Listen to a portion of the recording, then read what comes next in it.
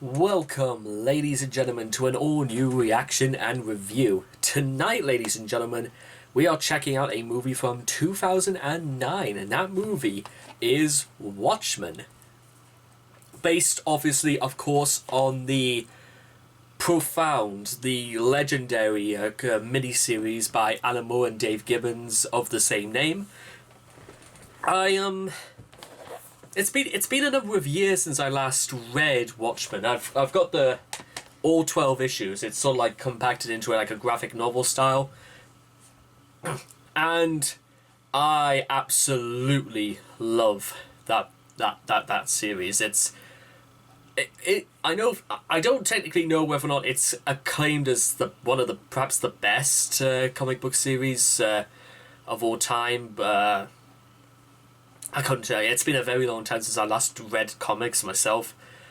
But what I want to state right now is the one small thing I have because of the movie's director, Zack Snyder. Now, I'm not saying Snyder is not a bad director, but the problem really came about when through a little movie called Batman vs Superman: Dawn of Justice. I've been saying for months, ever since that movie was announced, that I could have told you the movie would not work based on what I believed the plot was, is that it's Batman going to be fighting Superman. This was at the time, remember, when it was released within, I think, like a couple of weeks just before Captain America's Civil War, which I have seen Civil War, and I might possibly check it out again because I haven't seen it since 2016, but I think that was like the far better movie, even though just on the principle alone. If I check out Dawn of Justice, and it's not impossible, but based on what I know and from a lot of what other people know, because any genuine comic book fan could have immediately have said that this movie would have sucked. In fact, a lot of people were very surprised when the reviews came back and it was not as good as it was hyped up to be. And I could have said that I've been saying that for months, and nobody decided to listen to me. And I'm pretty sure there are loads of people all over the world right now who felt the exact same way. But, no, whatever. With that being said, however, how exactly is Zack Snyder going to be tackling Watchmen? I genuinely do not know, but what I do know is that per Alan Moore's disdain from Hollywood is that his name is completely removed from the movie, and it's a tradition for Alan Moore because Alan Moore is very anti-Hollywood, and I don't know whether it was just because DC, they had it in mind to make this into a movie, with or without Moore's consent, because it's a thing about contracts and all that. But at the same time, I think it was something at least to remove his name. Although, would I have if I was the man behind this, and would I have my name removed? I'm not sure. I really wouldn't know. I suppose. Well, we'll see what happens when the movie what the movie has to offer. So, with all that being said and done, it's time to kick back, relax, and check out Watchmen.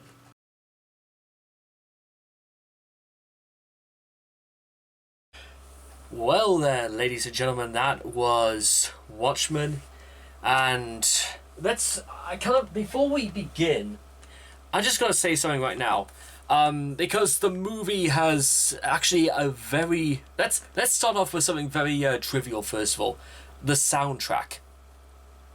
For the most part, it's mostly about stuff I'd say congested to about the 1980s, because there's like Nina, the German girl who did 99 Red Balloons.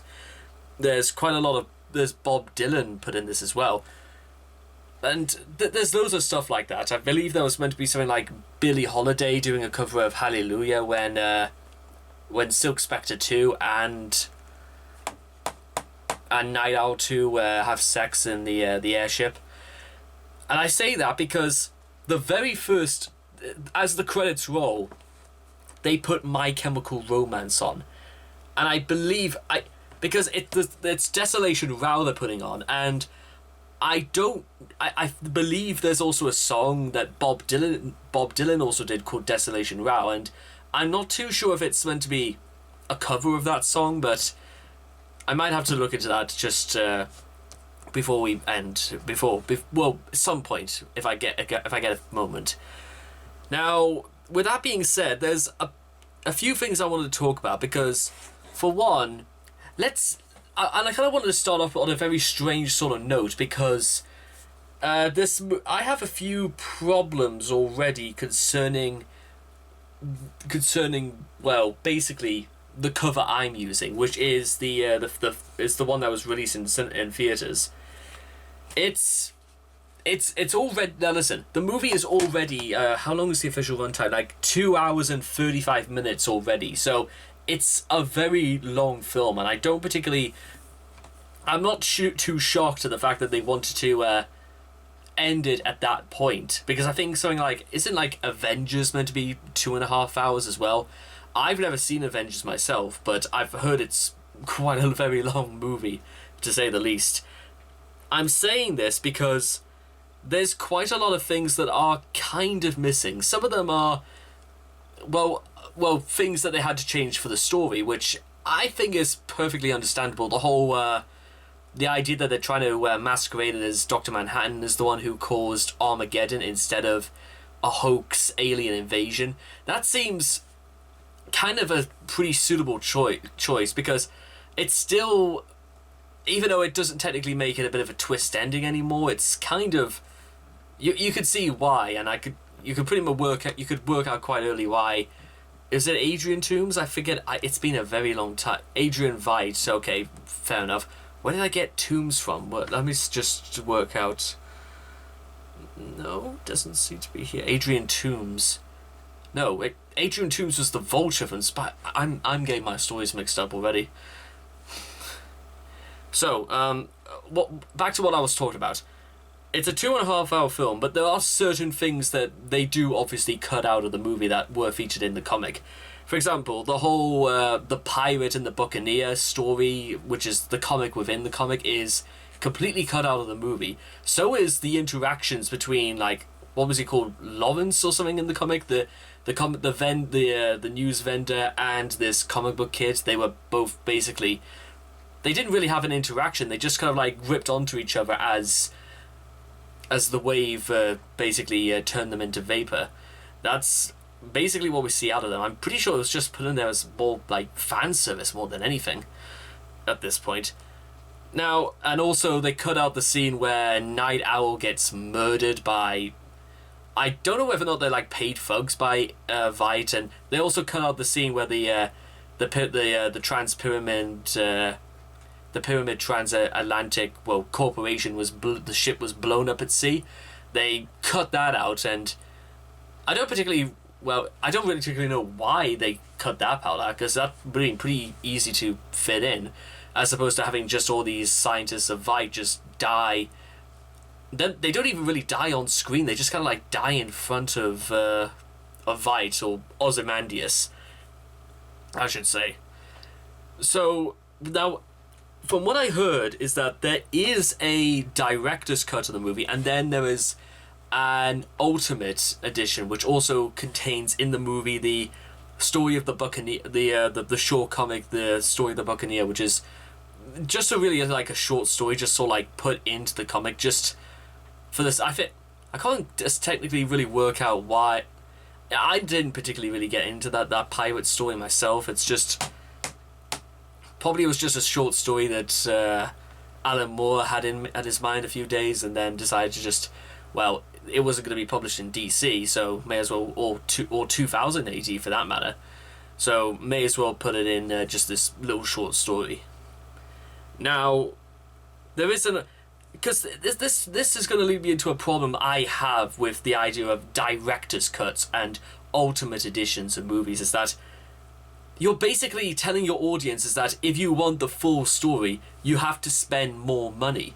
And I think that's and you know how much I bought this movie for? I bought it at a sex store, which is I know the wording's a bit, miffy and all that, but it's basically secondhand electronics like DVDs, video games and stuff. I bought this for £1 and I don't even remember when I got this, but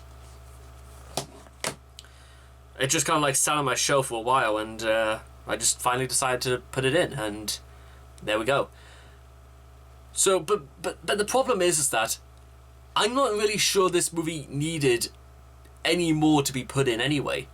It's told pretty much to its logical end anyway. I mean, if you've got to spare like about 15 quid or 20 quid, just buy the graphic novel. That's kind of that's what I did, and it works all the same. But let's start by actually now talking about the movie. So, what is the movie about? I'm gonna part of my initiative is to make these reviews a bit more interesting, is to actually talk in great length about the plot of the movie.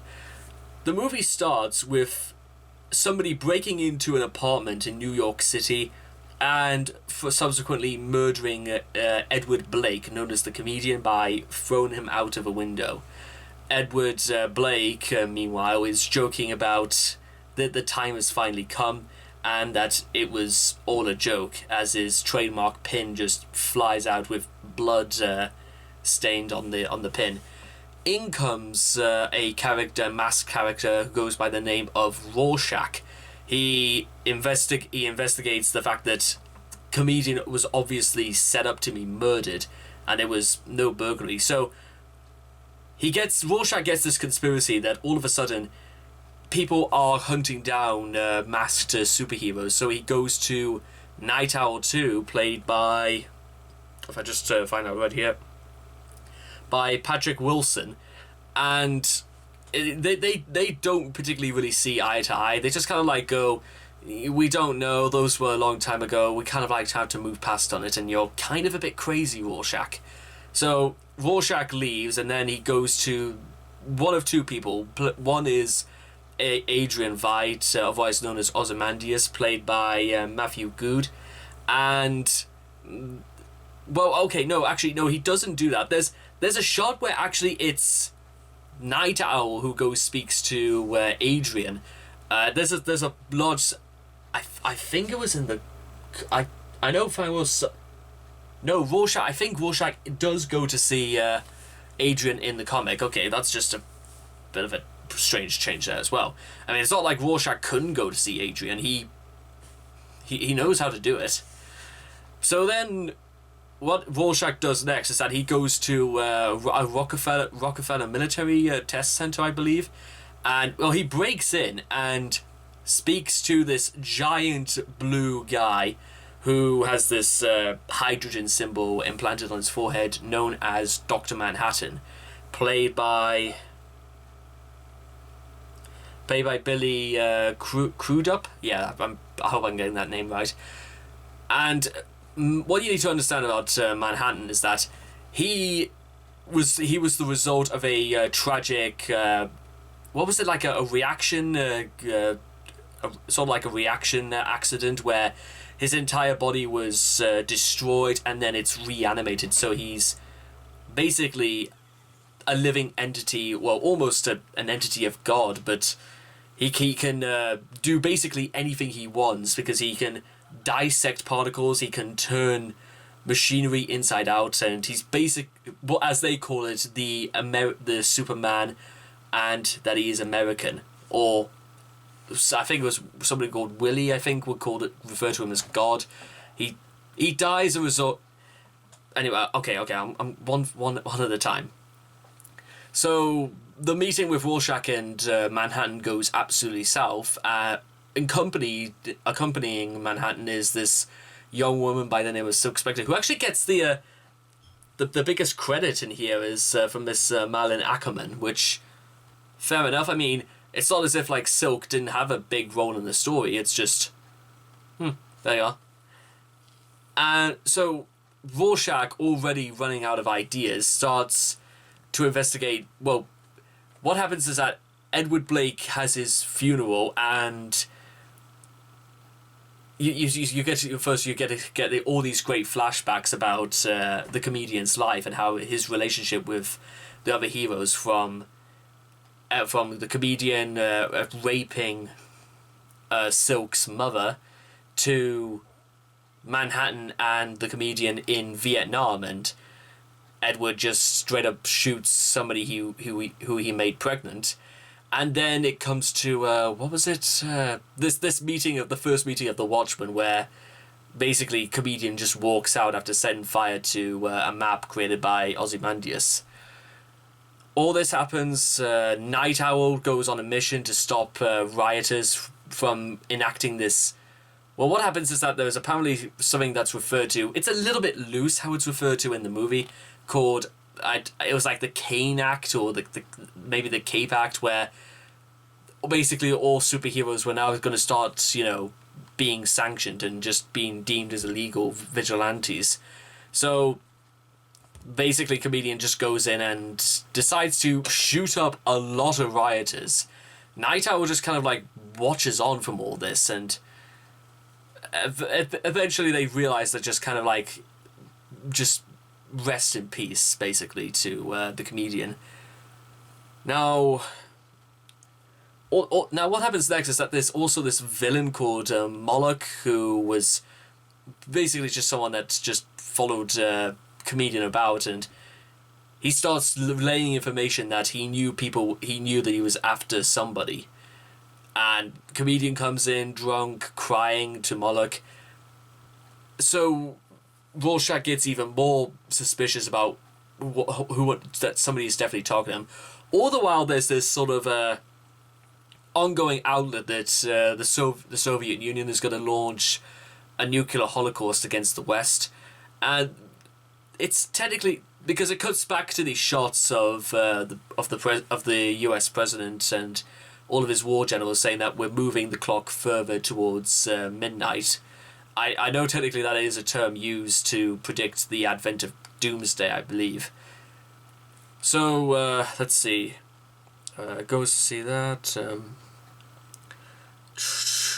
This is also the problem that I think for a long movie to have, is that it's when stuff passes by and all that, it just kind of like, I don't want to say blends in, but it just, things happen, because eventually what happens is that Silk Spectre's relationship with Manhattan basically comes to an end, as Manhattan's relationship with humanity is sort of just becomes so unhindered that he takes everyone around him for granted, and Silk leaves him to basically form a relationship with Night Owl.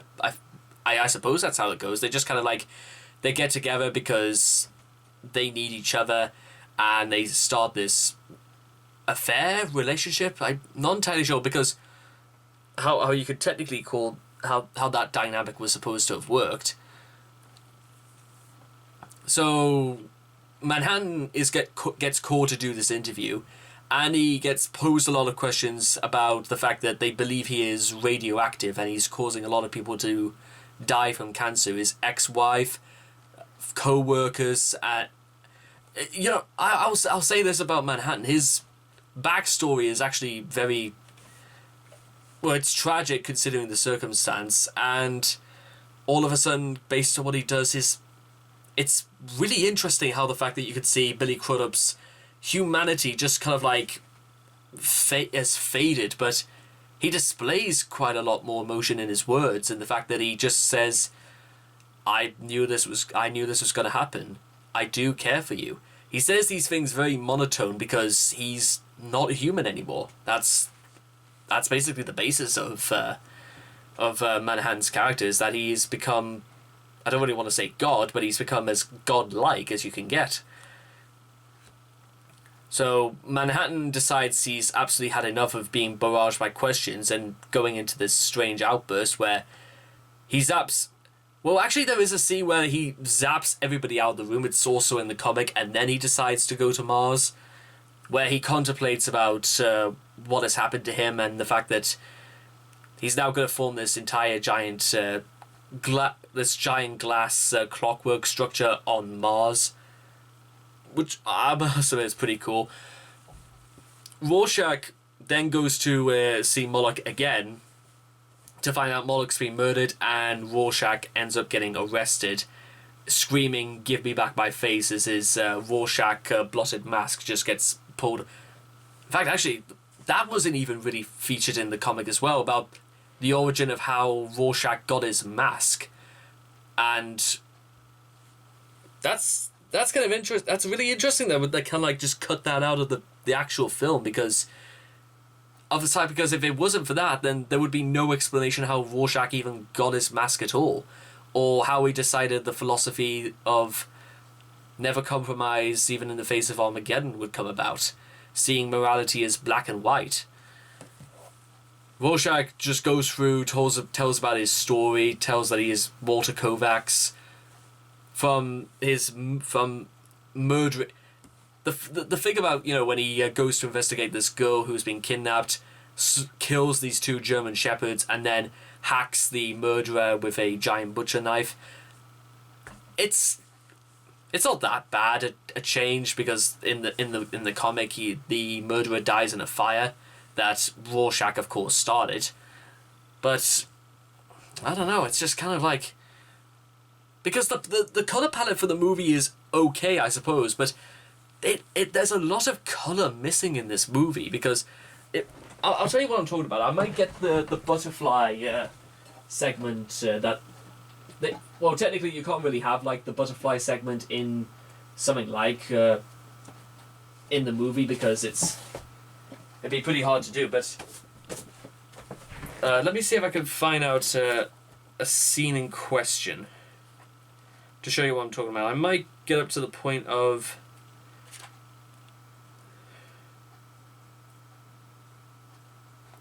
Okay, right, here's the scene here of basically the house being burnt down. It's a really striking shot in itself, but the fact is that there's color. There's quite a lot of color in this, and it's not just all like dark grays, black, or anything like that. There's a lot of stuff that happens, but in terms of color, and that's a big issue I've always had with this, with the movie, is that there's no color in anything. Not even when Mars isn't really that interesting on the surface, because, well, it just kind of looks like how you imagine Mars to look like. Everything really in this movie is just how you would expect it to look like if this happened in the real world. I mean, that's kind of like a little bit of an interesting thing, especially from the perspective of, like, Zack Snyder, I suppose. But then again, the tone of Watchmen anyway is pretty bleak anyway, so I suppose it kind of, but whatever, it is what it is. So Walter gives through his backstory. Then comes a really interesting point where obviously Silk and Night Owl decide to just take the airship for a spin, rescue some people. They end up having sex, and they suddenly decide that to hell with it, we're going to go and just enjoy our days, and because for all we know the world could be ending literally tomorrow, so we may as well enjoy ourselves. Then they just decide to break Rorschach out of prison and decide, well, it's kind of really interesting. Actually, that's a good point. Because I think it's like Night Owl immediately gets the idea that Rorschach must have been set up, because who else would have been in on this mad conspiracy about Rorschach believing that heroes were being, set up. What they do with the prison actually is pretty... It's pretty much the exact same thing in the comic. They have this midget crime lord who Rorschach murders in a bathroom. They have this fat guy who gets his arms... he gets his... There is a lot more gore in this movie than I figured at first. There's a lot of blood being splattered about. That's, according to this is actually why it has the 18 certificate rating. Contains strong bloody violence. Despite the fact that anytime you see Dr. Manhattan on set, you always see him with his his penis just flopping about. Girls get their chests out quite a lot in this movie as well, but good to know it's about the violence. That's apparently what gives us the 18 certificate. I don't know. Goodness knows what would happen in the director's cut or even the Ultimate Edition or whatever it is. I probably won't buy the Ultimate Edition. Just why? Is it any better from what we have already? They've come to the consensus very quickly. Well, as soon as they get back to Night Owl's hideout, Manhattan takes Silk away, and Silk is now tasked with trying to convince Dr. Manhattan that the world needs to be saved. Rorschach and Night Owl have a nice little heart-to-heart. Everyone is convinced that Doomsday is coming very, very soon, and it's revealed that Silk's father was the comedian through the means of, comedian raping her mother. There's also a scene they actually do cut out at the end, near the end of the movie, that I'm gonna have to kind of draw attention towards as well, because it's another thing they really should not have cut out of the movie. Let me think. Manhattan somehow just gets the idea that what Silk has done is converted air into gold, and they decide to head back because they believe that now the world is worth saving.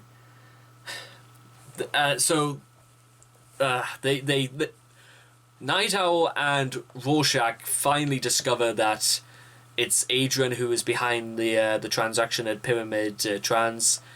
They find out that everything is revealed, the fake assassination on Ozymandias, and they decide to head into Antarctica to confront Adrian once and for all. And they confront Adrian. Adrian lays out his plan that by manipulating the odds, manipulating Dr. Manhattan into believing that he'd been giving people cancer for years, and manipulating his scientific research into converting huge generators all over the world, that he was trying to replicate his powers and as such destroy virtually. But then again, why would this sort of thing only happen to John, what do they call him? John Osterman, and there wouldn't be just an entire planet of giant naked blue people around? Why were they so convinced that this would not be the result in the eyes of... because they knew that there would be only one person to blame, and that would be Dr. Manhattan, because he would have been the only being on Earth capable of having that sort of power.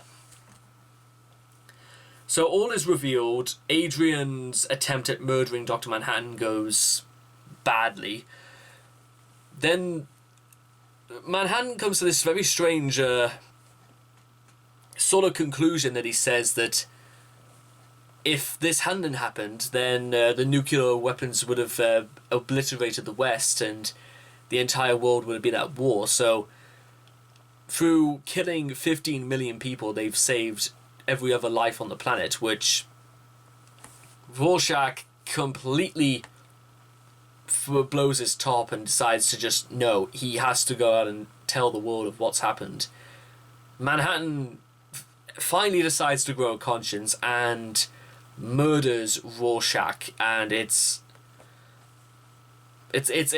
tragic how it happens. It really is, because, and I'll get to why in a second.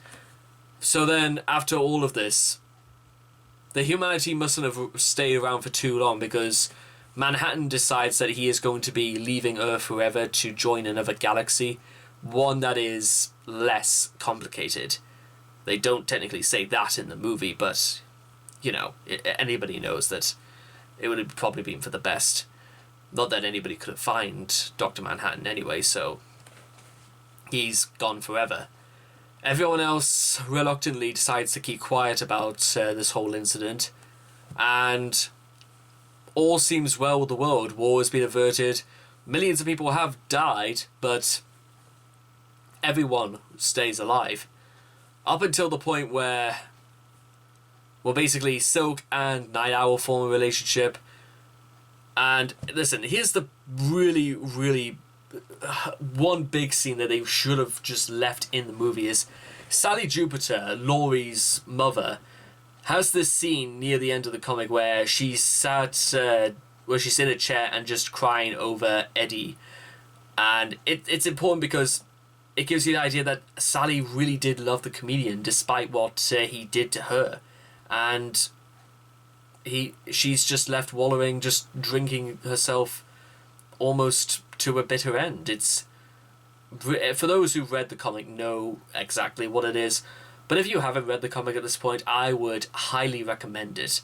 Probably before watching this movie. That's what I'd say. And so the movie comes to an end with I've got to check out whether or not the journalist was played by. I recognize who this guy is, but let me just see if I can find out. No, I should just. I know fine well it might come up to nothing, but you never know. Let's see. I don't know why I'm like news runner doing no.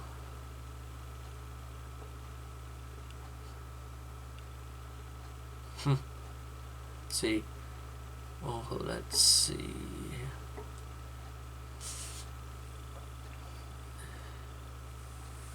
Boy, lawyer, 13 years.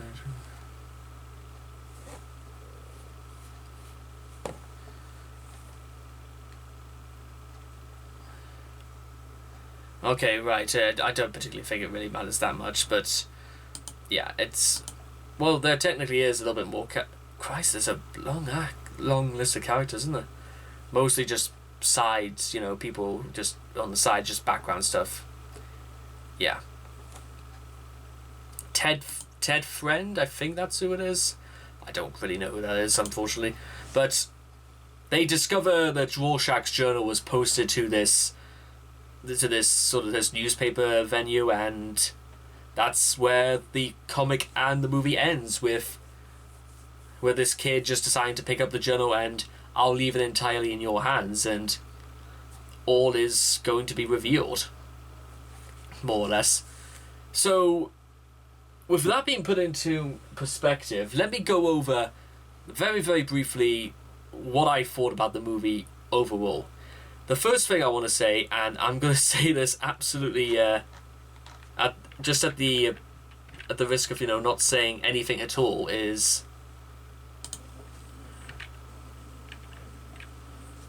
let me just pull this back up 1 second. It's interesting as well that they wouldn't credit him as also Walter Kovacs. They just label him as Rorschach.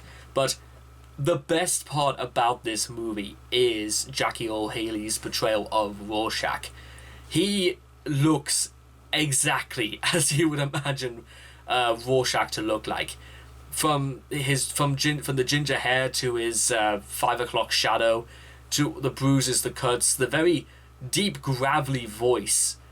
Everything screams that this is absolutely who Rorschach was supposed to be. Though, maybe or maybe not, because like I said before, Alan Moore didn't want to have anything to do with this production. That's also why his name was taken. It's taken out as well because in the beginning they give the credit to just Dave Gibbons, which, considering I think he was the artist behind everything, the artist, so that must have been pretty confusing to a lot of people why Dave Gibbons would have been, you know, would have taken the reins for both writing and, well, writing the comic, I should say. Yeah. Actually, speaking of writing, let me just... I'll talk about the rest about Rorschach first, is that... You could tell immediately from watching him, he is, like, merciless. You would not expect him to be anything less than, you know, vicious and very, very, very efficient in what he does. And that's quite interesting as well, because Rorschach in the comic is equally as, I want to say, bloodthirsty, but sort of the only thing I can really think that's kind of like different from the comic to the the movie is that, for the most part, Rorschach doesn't really hide it in the movie.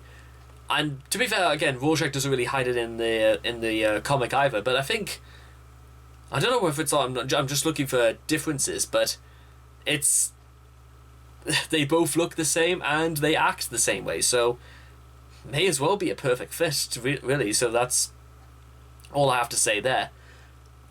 Now, back to what I was trying to get out earlier is the writing, and one of a problem this movie seems to have is that there are certain lines of dialogue where you wouldn't really expect them to really say so casually, from talking about how Rorschach dropped Carnage down an elevator shaft, from Rorschach's well, okay, technically it's not really monologue, it's his diary entry, and it's just, whenever you hear Rorschach talk here, he does it in the very deep, gravelly voice that was kind of like it sounds a little bit like parody what Christian Bale did for The Dark Knight just a year before this, because Christian Bale, I can't do the voice.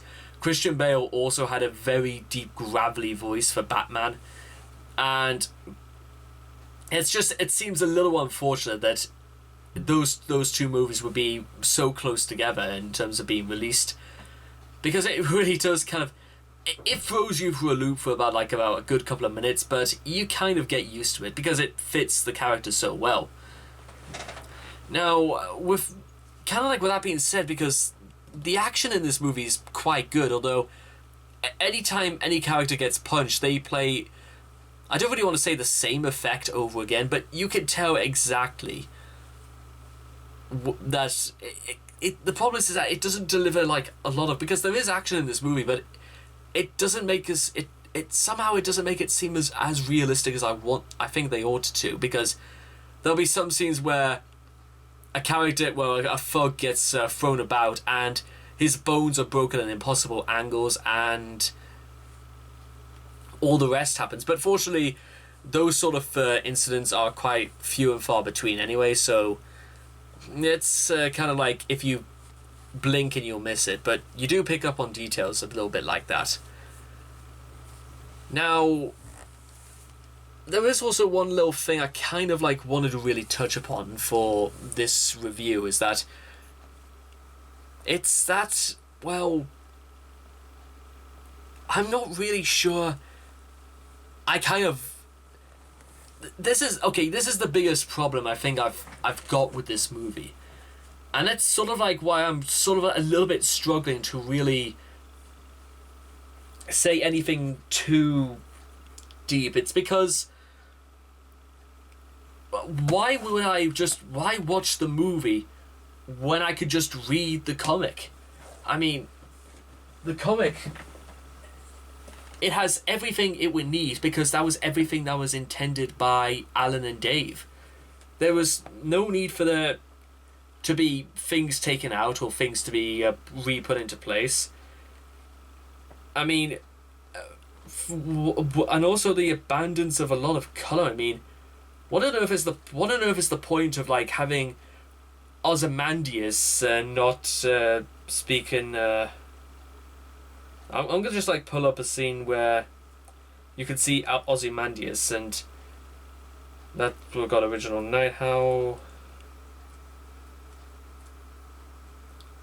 Okay, right, so because in the comic they make Ozymandias really, really flamboyant, and they make him very, very very, very interesting, because they describe him a lot in the movie as the man who is faster than a bullet, I believe. But he does it.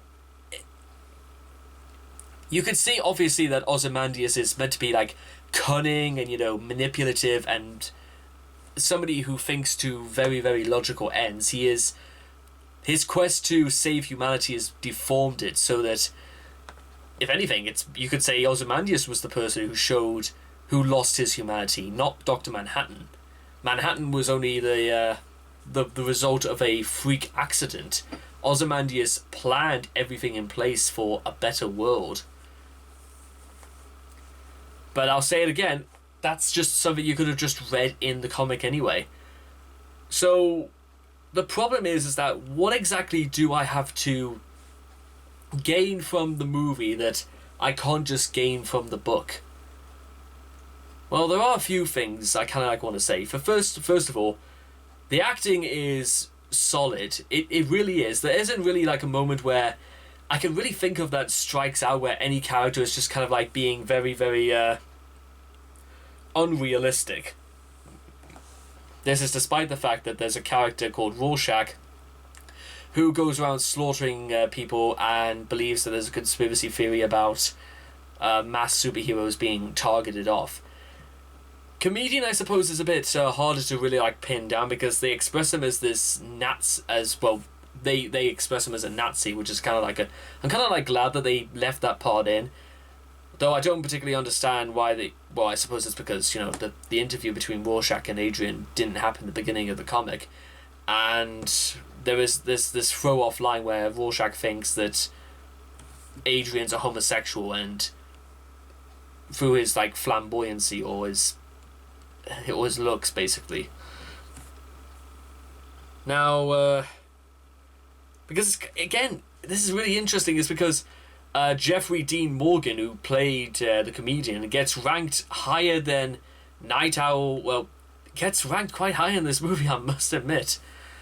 It's fascinating, and it wouldn't be even more fascinating than the fact that really comedian, I think, is the hardest character to kind of like pull it off, because his antics are completely over the top. They are exuberating in violence to the point of the point of parody almost. And just for that, there is also kind of like one thing that did just kind of like occur to me that I did have an issue with. This is in the opening credits of the movie, they make it out that Edward Blake was the person who assassinated Kennedy. What exactly is that supposed to add? The comedian was already a very spiteful and hateful person before we learned anything about him. You didn't need to make it that blatantly obvious. I don't understand what on earth they did that for. It was really, really stupid. So, aside from a few little changes, some they did not need to add in for pretty obvious reasons, and take it away for points that were kind of like a little bit crucial in terms of development, or just, and then release them in a director's cut so that people would have to pay more for them anyway. The movie is actually really, really good. I can't deny it. I mean, like I said, very solid acting, a very convincing and it's still a very groundbreaking story, considering that it was made back in the 80s, and obviously there are some things of the times that they obviously had to like change, update, I suppose. Manhattan is still really, really interesting because, of his power and because really nobody's really written a character like Manhattan before, where he is completely all void of humanity and lives solely to... Actually, that's a good point. What exactly is Manhattan's purpose for even staying alive at this point? Silk Spectre is quite... she just... I would like to say that she doesn't just like hang about. She actually does things for other people, but she's kind of just to be the bridge between Manhattan and humanity, and to always be like the sole voice along with Night Owl, which is kind of like why those two got together, because when you think about it, they were the two people who suffered probably more from everyone around him. That is, of course, until again we get to Rorschach, who is, again, like I said, the product of the environment is in, the violence of not being able to take lying down anymore, unlike his mother. And again, if you were to watch this movie for just literally anything to look forward to, Jackie Earle Haley as Rorschach is absolutely where you want to go. Actually, with that being said, the casting was fan. The only real problem I kind of like had with the casting is, maybe just if I had to like one problem, it might have been the fact that some of the supporting cast gets a little bit, you know, blurred out and things, and they become a little bit just kind of a little bit bland. But the movie isn't really focused on them, it's focused on the Watchmen. And just to end off this video, ladies and gentlemen, who watches the Watchmen anyway? Well, I certainly did, and I would definitely read Watchmen again until eventually, like all corporations, they decide to they did like a mini like a prequel series to Watchmen. I think it was called like Before Watchmen or Minutemen or something like that. Then they also did a a TV show, I think, based on Watchmen, although it was an entirely different story. I have absolutely no idea why on earth you needed a separate story for Watchmen for TV. That just... What more can you do than what we've had already? I don't know why, but they made it, and I don't particularly think it lasted a series, but I might check that out if I'm at all curious, but we'll have to wait and see. So, with all that being said and done, I hope you guys have enjoyed this reaction and review to 2009's Watchmen. Please make sure to leave your thoughts and comments in the comment section down below. Let me know what you guys thought of Watchmen for yourselves, and I will hope to see you guys again in the next video. Take care, bye bye for now.